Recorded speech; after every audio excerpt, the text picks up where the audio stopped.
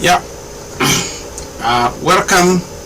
Today we have a special topic to talk about navigating the housing market. And with us we have Joshua Matundura, who is a mortgage loan specialist. Welcome, Joshua. Oh, thank you very much, Dr. for the opportunity that you've given me to shed some light as far as real estate and financing of real estate property is concerned. So, my name is Joshua Matundura. I'm a mortgage loan officer license, and currently I'm working with Team Representative. Okay. I'm happy to be having this conversation. Yeah, now that you are working on the real estate industry, there is a lot of anxiety in the real estate industry. Home prices are up, and recently mortgage interest rates have been going up. And what can you tell people? Why are mortgage interests going up? Well, it's very unfortunate the time that we are right now because just to a point the real estate industry, the interest rates go up, and actually this is the time that we're experiencing a high surge in interest rates. And what I would like to tell my people is it's normal. It's normal. The interest rate goes up, and it's something that we cannot control. But then what I can tell them is that there's hope that the interest rates are going to come down. It's just the market, it's just the way that the market is swinging right now because of the little bit of inflation that is happening right now. And that's why the interest rates are high. But eventually I can guarantee you that it's not going to be there for a long time. We have experienced this before, and it's something that we know is going to come back to normal, and people will start enjoying better interest rates than what we are seeing right now. Okay, thank you for that explanation. And at times we talk in a language that people don't really hear. You haven't explained why the mortgage industry just decided to increase the interest rate. What is the real reason? Do they want to make more money? Is it that they want to make more money? Why? That's what I am a real estate broker, and that's the questions many people ask me. A lot of people. Yeah. That's the question I was. That's the question I was waiting for. Why? Yeah. So, the reason basically is because we've just came from a pandemic that has actually hit us for like 2 years, and when inflation comes up, there's a lot of money out here. People have a lot of money, and the only way that the federal is gonna be able to balance, the amount of money that people have and as compared to the work that they are putting in is by increasing the interest rate. So what they're trying to do is that the money that a lot of people are having through the COVID, the incentive they were receiving, everybody has this money and people are not working. And if people are not putting in work, definitely that's an inflation right there. So the only way that they can be able to have and make people go back to work is by increasing this interest rate. And that's why I say this is a short-term thing. It's not going to be a long-term thing. We're going to settle, we're going to come down, and people are going to start having better interest rates when everybody's going to get back to work. That's what is happening. So what you are saying is not that your company decides today that they want to increase interest rate for people who are buying homes. Is that what you are saying? No, the company doesn't have control over the interest rate. Who has control? The control is it's through the federal government. The federal government raises up interest so that they can cap this inflation. That's the only remedy that they can bring this inflation down. By increasing the interest rates Mm-hmm. so that so that there's a balance in the market. The money market is gonna be balanced. So that's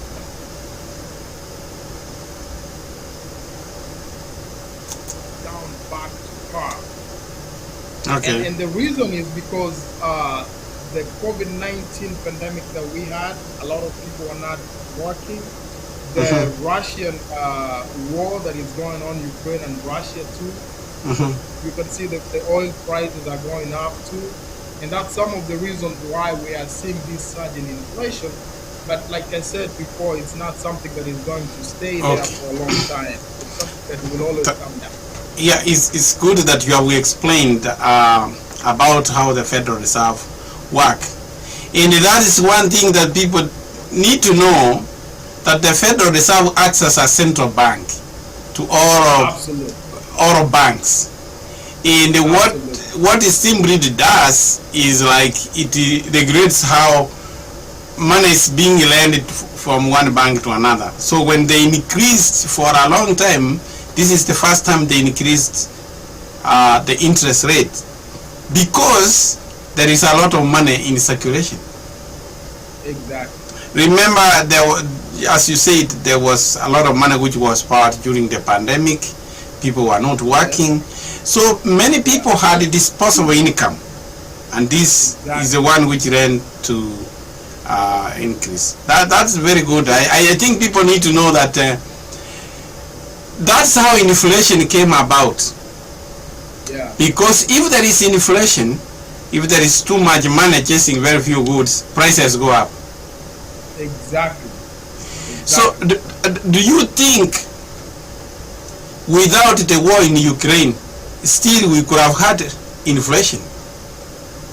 Yeah, I can say yeah, because the pandemic actually has a bigger part to play in this whole scenario.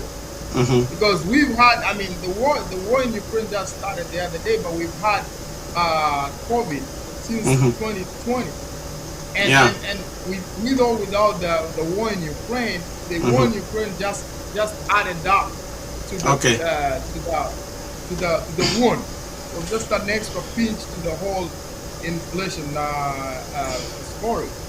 So Ye- we really, it's something that was expected, and Mhm. everybody knew, all the economists knew that we could get to this point that we are right now, that the interest rates had to go up Okay. because a lot of people did not go to work.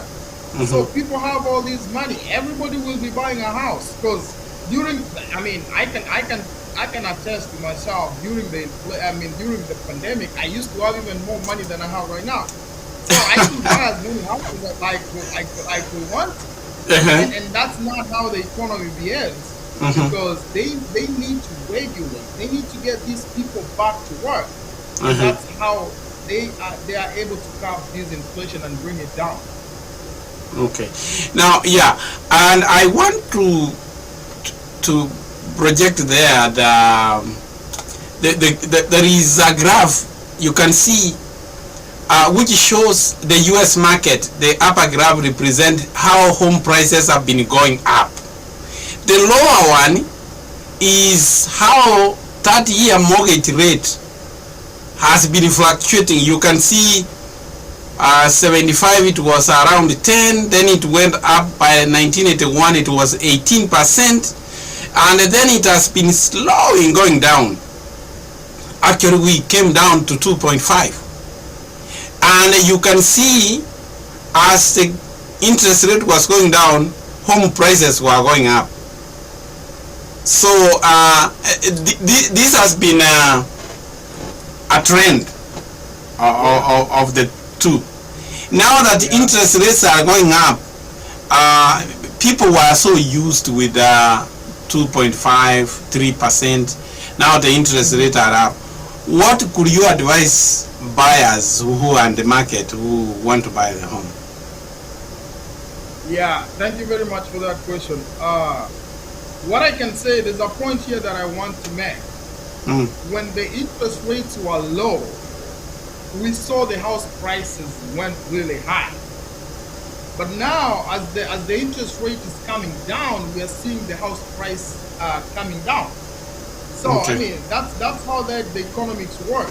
So Mm-hmm. right now the house prices have started going down, and that's why I'm saying it's still the best. It's a good time to buy for those people who don't understand, because now you can easily get a nice house that in January was $400,000, but now it's $300,000 because now the interest rates are up and the Okay. price is going down. So for now, if you're trying to buy right now, you should Mm-hmm. not be worried more about the interest rate. Let me tell you one thing about the interest rates. Mm. They always fluctuate. They go Okay. up, they come Mm-hmm. down. So Yeah. if you buy today and get maybe a 4.5 interest rate every year right now, Mm. next year this time the interest rates probably are gonna go down. So you should have secured a property that is cheaper, and now you can refinance and get a good interest rate. That means that your mortgage payments are gonna be low. Okay. So the interest rate right now are high, but the prices for the houses are very It's going affordable down. right now. So what you're trying to say that these things always balance. So it's in the Exactly. pendulum where when one goes up, the other one goes The down. other one goes down. Yes. Yeah, Yeah. that's very good. Now, And we have so many people who say, "I think I should wait. Maybe the interest rates are going to come down." What will you advise such people?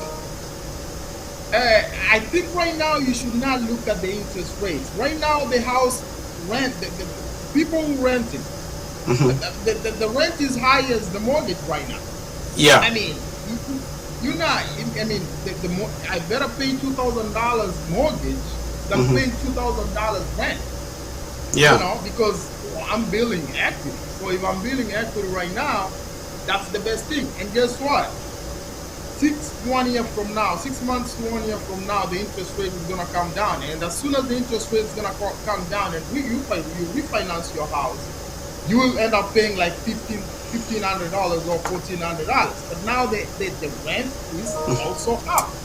So if there's nothing you need to be scared about, because choosing to go renting is not Mm. an option. So the rents are up too.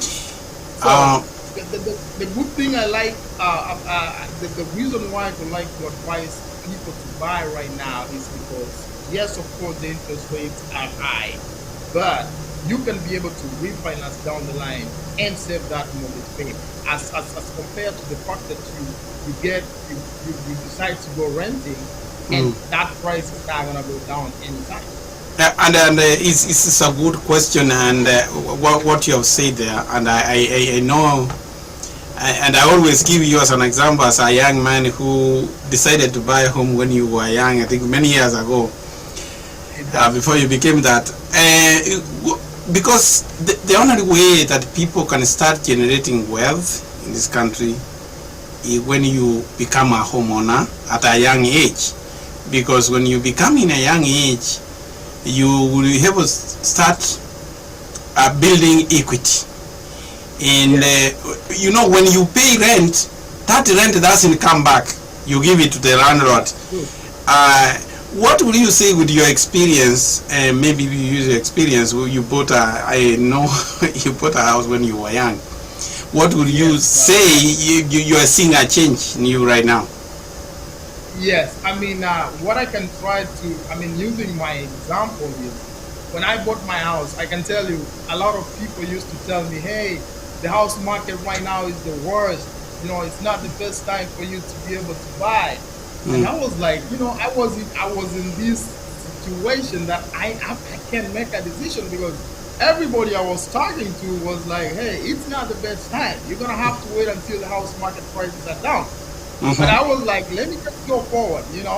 I bought my house at $200,000, but Mm. right now my house is like 450,000. Yeah. So if today I wanted to sell my house, I Mm-hmm. mean, I have enough equity. I can get that money right into my bank account, tax-free money, because that's my equity. So what I can Exact. say is, Mm. it's the best way young people can be able to generate and build wealth over Yeah. time. Mm-hmm. Because putting that money in rent, you're not gonna get that money. Today, if I had an emergency and I really needed money, I can just walk to a bank and say, hey, can you give me $100,000? And I can get that money. But if Mm. you're paying rent, no matter how long you stay in that house, you're not gonna be able to have any access to finance just because you've stayed in that house for all that time. And remember, every time I'm paying my mortgage, I'm bringing down my balance. So I'm looking at the next maybe the next 6 7 years from now, my house is gonna be paid off, and Mhm. that's money that I've saved. That's money that is there for me to use. So it's a good thing for people to invest because you are generating wealth, and Okay. that's one of the best ways to be able to generate the wealth. As I I yeah remind I you, uh, I have one practical example of a person who bought a house. Mhm. Uh, he was 25 years old. Yeah, He bought a house and continued paying, and then after 2 years he refinanced the house and put like a 15-year mortgage, and he was paying extra. Within 10 years he paid off the house. yeah, Now the time he had a family, and then he decided because he had kids he wanted to buy a bigger house. He was able yes, to get a house for 470,000 and had to put down a down payment of 250 mhm, for a bigger house. That is yes, within 10 years. A person who bought. So always, it's always good to start when you are young and plan to pay it off. Then somebody who has stayed, I know somebody who has stayed in an apartment for 17 years, the same apartment, yeah, and is paying yeah. mortgage even more than paying rent more than a mortgage. That's true. I mean, what I can say is this, Daktari. I can guarantee you that there are some people right now renting. Mm, If they wanted to go and buy today, I can guarantee you they can pay over $300 less mm, than what they are paying in their rent. yeah. Because you see, mortgage, what determines what you're going to pay is your interest rate. I Mm-hmm. mean, is your credit score. It Yeah. all depends with how much you're putting down, you Mm-hmm. know. And you see, you may be scared to buy, but if you try the process and try to buy and own a property, you will find out that you've been wasting a lot of money on renting instead Mm-hmm. of you owning that house and even Yeah. paying less than what you're paying right now. Now, So yeah. my advice is Mm, people should try and see first of all before you can just make that decision that you don't want to buy. mm, It's good to even try and see what your numbers can be, so that if you get somebody who can really give you a good uh, advice and even run the numbers and everything for you, mm. I can guarantee you can be so much surprised how much money you can be able to save. Yeah. Now, tell us, many people don't know how the process of starting to buy a home. When do you think somebody should start planning to buy a home? So here's what I can say. The guidelines are before you can even buy a house, you have to be working.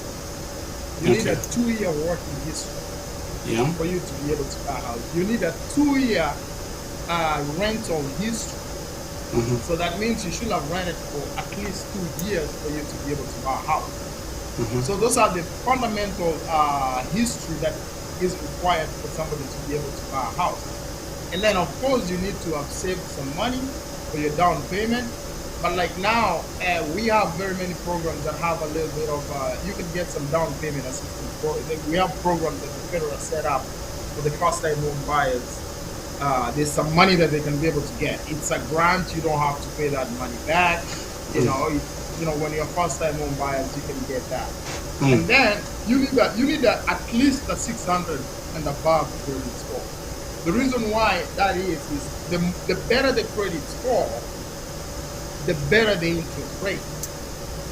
So what I mean is somebody who has a 750 credit score gets a more better interest rate than somebody who has a 600, of course, because your credit score is And better, and lenders will be a little and bit have a And they and don't I, have wa- a I want to ask you about, because many people mistaken, because these terms we use here are relative. The way they are used in other countries, like people who move from other countries, more especially the word credit. People mistaken, people who come from other countries, a credit, like having airtime credit. They think that they have a credit. Why is the way we use the word credit here, which we have to be very sensitive? So explain what it means a credit, because they might take it in a different context. yeah. The only way that you make a credit, it's called a FICO score. A FICO score is determined by bureaus. We have 3 bureaus Mm-hmm. that report. Like now, you go get a car and you're making payments every month. Mm-hmm. Every time you make a payment, the bureaus, the lender who gave you the car, or the bank that gave you the car, reports every month. On the 15th of every month, they report to the bureaus that you made your credit on, you made your payment on time, Mm-hmm. and you keeping up with that. So when you start lagging behind and miss payments, make payments whatever you want, they still report that. So somebody who has a good credit is somebody who makes his payments on time, all the time, for all the credits that you have. That's how Basically, how a person who says, I don't want to spoil my credit, I don't want to have any debt, what would you tell such a person? That definitely, that's not the best way to go forward. I mean, that's not the right route to follow. Here's the deal. Whenever you want any finance or any money or any loan, the lender is going to see how do you make your payments. You see, everybody is in business. These lenders are in business. So what They you are want to make sure that, so what I understand you saying, for you to have a credit history, you have to own a debt, so that people know how you behave when you own a debt. exactly. So if you cannot own a debt, if you don't have a debt and we know you are paying, then you don't have any credit history. Exactly. And a typical example is this. I have money that I want to give to people. So I want to see, how do you pay your debt? Okay. If I want to give you my money, that's what lenders do. They want to see, how do you pay your debt? I want to see your history. If you don't have any history, it's very hard for me to trust you. And that's typically how it works. So if you don't have a credit, then you're not safe, because nobody's going to give you a loan, a house loan worth thousands of dollars, if you never owned any credit and pay it back, so that somebody can see what is your credit worth. I mean, how are you honest? How do you pay back whatever you've been given? That's how. So what you say, immediately prior to somebody, you need to plan ahead to buy. Yeah. When to buy a house, you need to start building your credit, by at least getting some credit cards or some cannot at least pay. Then you have to have an employment where your income, and you have to do some savings. Yes.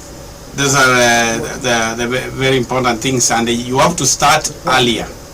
Now, somebody decides he wants to buy a house.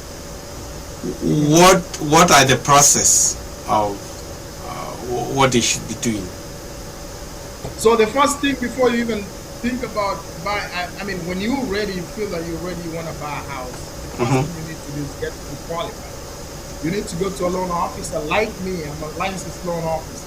Okay. I'm licensed to pre-approve you to buy a house. So I come pull up your credit, make sure that you have at least a good credit that is required. We do 580 and above, but I always tell my people 600 is better.